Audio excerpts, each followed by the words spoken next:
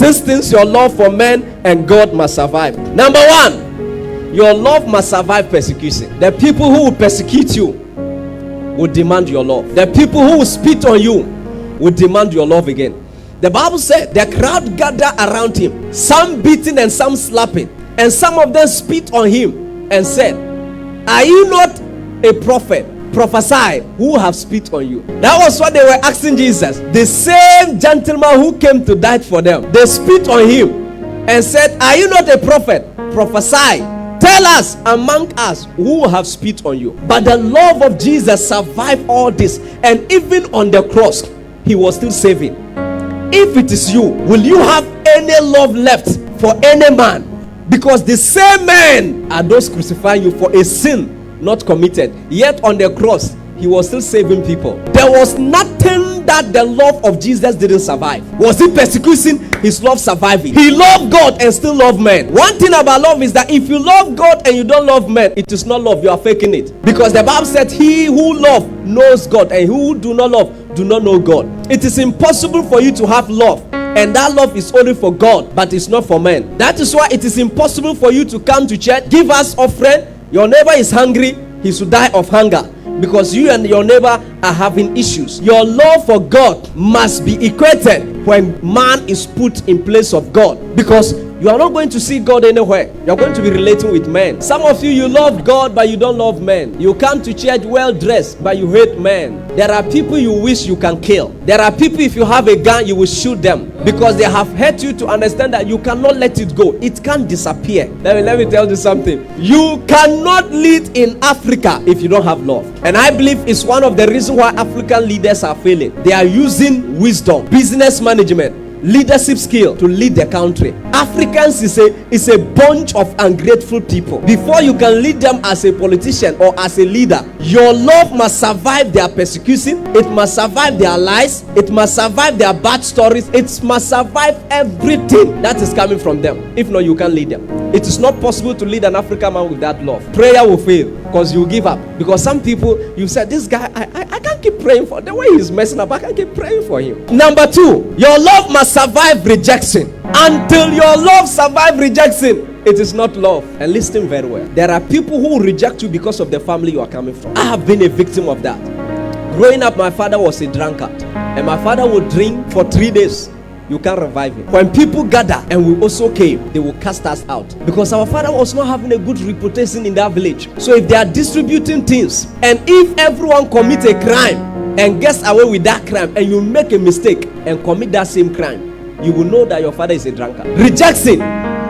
We face rejection in that same house, even from our own blood uncles. Very, very bad. And that's not even the most annoying thing. That one is fine. But you come to the church. There are churches, if you are not affiliated with them, you are not accepted as a pastor. If you want to bring Jesus down, they don't believe in you. Until you attend their Bible school and pastor a church under them, you are not qualified to be a pastor. You will go to a gathering. Myself and Profima went to one place, a funeral, and they introduced everyone and didn't introduce us. We were not considered to be pastors because we didn't go to the Bible school they went to. These are the same people you must love. They are the same people Jesus commanded you to love. Until your love survives rejection, you are not a lover. People will reject you. Some of you are about to become very rich. Those who reject you will be in need and will meet you, and it will be an exam. Like I said the last Sunday, it will be an exam God is bringing for you to write. They rejected you before. They will be in demand, they will be in need, and they will be in a position, and you are the only one who can save them. And God expects you to save this individual. Men will reject you. Your love must survive rejection. There is something about rejection. Rejection can make you look like a beast. Rejection can make you hate everybody. Rejection will make you have suicidal thoughts. When men reject you, if you have never been rejected, you will not understand what we call rejection. Some of you have never faced a major rejection. The only rejection is you propose to a lady and she said no. That's not rejection. You have not been rejected. Rejection goes beyond that. It goes beyond that. Your love must survive rejection. Number 3, your love must survive bad stories. The Bible said in the book of Matthew 28:12, the Bible said, and When they were assembled with the elders and had taken counsel, they gave large money unto the soldiers, saying, Say ye, his disciple came by night and stole him away while we slept. And if this come to the governor's ears, we will persuade him and secure you. So they took the money and did as they were taught. And this saying is commonly reported among the Jews even up till now. Do you know why the Jews rejected Jesus? Because of a bad story that never existed. I have resurrected, rolled the stone, came out, folded the linen. Whilst they were asleep at night, his disciple came and stole him. So the one out there saying he's Christ was never Christ. Even up until now, Jews don't believe that Jesus resurrected because of a bad story. Look, people will badmouth you. People will say things that are far away from you. Your love must survive those things. Assuming I was Christ, there are some particular group of people I will never forgive. I can forgive those who spit on me, but I will never forgive this group of people, because you are the reason why some people are going to hell. The Bible said they went and they announced it. Before Jesus showed himself to the disciple, it was in town that he never resurrected. They stole his body. So before he came out, they said your body was stolen. So no matter what you say, people will say your body is stolen. Yet Jesus so much loved them. He loved them even up until now. He still loved the Jews. Your love must survive bad stories. The people who say the bad stories about you will come back. You have to love them. Every lover must survive bad stories. Love can be turned to hatred if it is not managed well. Some of you, the people that are bad-mouthing you, were people who once loved you, but you didn't know how to receive the love. Because of that, they have become people who will spread bad information about you, because you were not mature enough to receive that love. So when you don't know how to receive a love given to you by a man, one thing about man is that when they are giving you and you are not accepting, they become angry, they become bitter, and all of a sudden it becomes dangerous. Please, your love must survive bad stories. If they have never badmouthed you, get ready, someone will.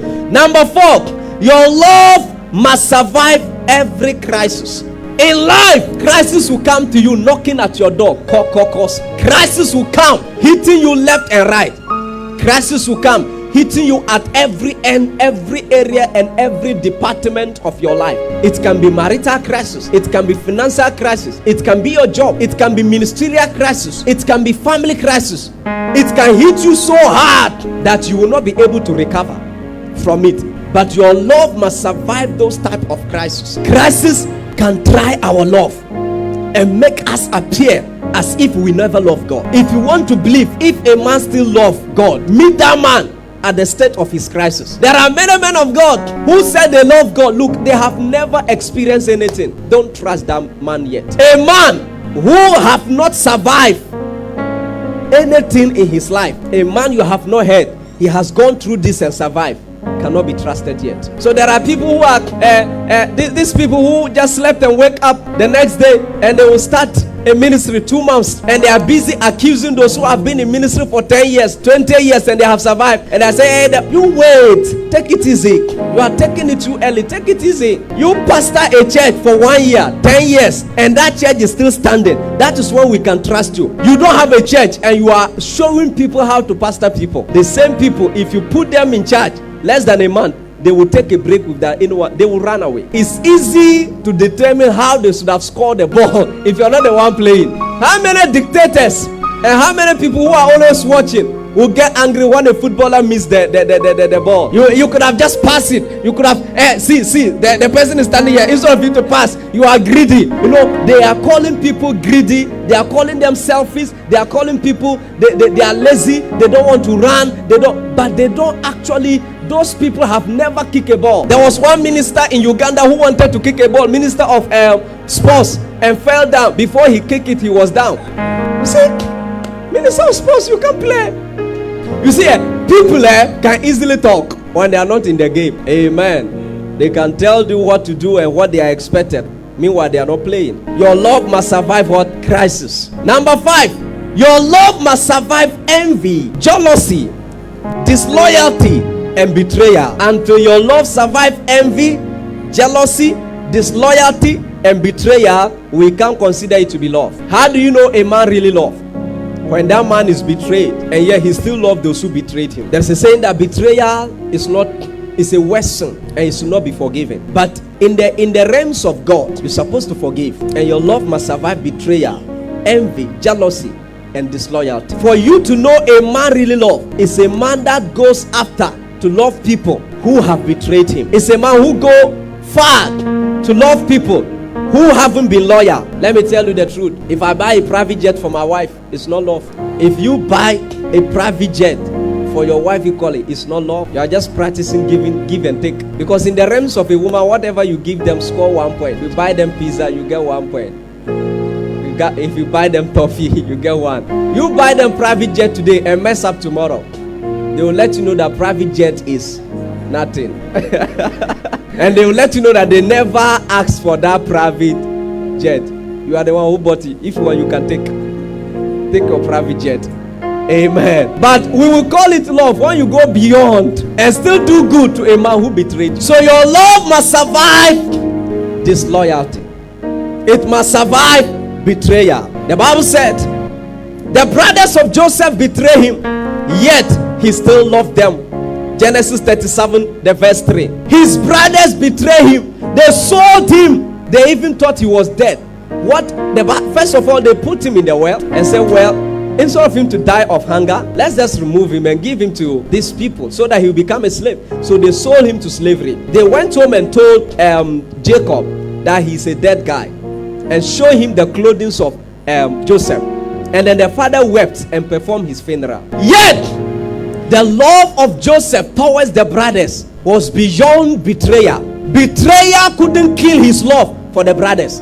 It survived betrayal. They were disloyal to him, yet it survived those disloyalty. The Bible said in the book of Psalms 41:9, the Bible said, yea, my own familiar friend, in whom I trusted, which did eat of my bread, had lifted up his heel against me. My own best friend, whom I trusted, whom I ate with and shared things with, have lifted up his finger against me. That's disloyalty. That's betrayal. Yet the love of David survived that. Your love must be able to survive all these things. If not, we can't consider it to be love. What have your love survived? Number 6, your love must survive pressure. There are men, when they are on pressure, they don't think right. They get angry with everybody. They insult everybody. They hate everything. They break TVs. They break everything around them. There are men, when they are on financial pressure, don't greet them. Don't make a mistake. One woman told me that it's all men like this.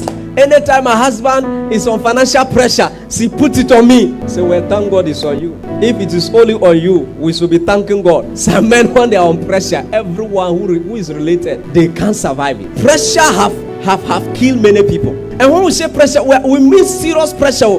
This pressure, we say you are on pressure, you are not really on pressure. There are pressures that you must meet deadlines. That if you don't meet that deadline, you are messed up for the rest of your life. Let that man be on pressure and the child run and say, daddy, daddy, daddy, slap you. But your love must be able to survive pressure. You should be on pressure, and men will not know that you are on pressure. Some people, when they are on pressure, they can't make a decision. They are so confused.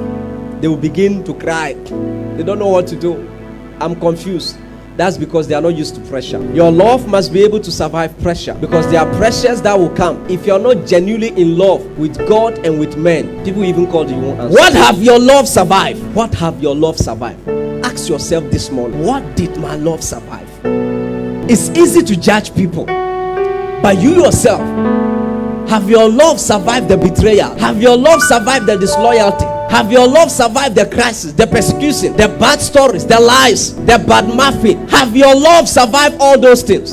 Are you having a surviving love? Have your love survived the last bad relationship? Have your love survived that bad marriage? Are you ready to marry again, or you have given up on marriage? Are you ready to trust again, or you will never trust any man? So you begin to quote like, trust in no man. Men are evil. Men are all the same. Don't trust them. They will betray you. Anyone who makes those statements is a sign that his love didn't survive the last betrayal. A man or a woman have hurt that individual and the love couldn't survive it. There are many who no longer come to church because their love don't survive what the last man of God did to them. So they said, it's better I stay in the house, because their love couldn't survive the last betrayal in the other church.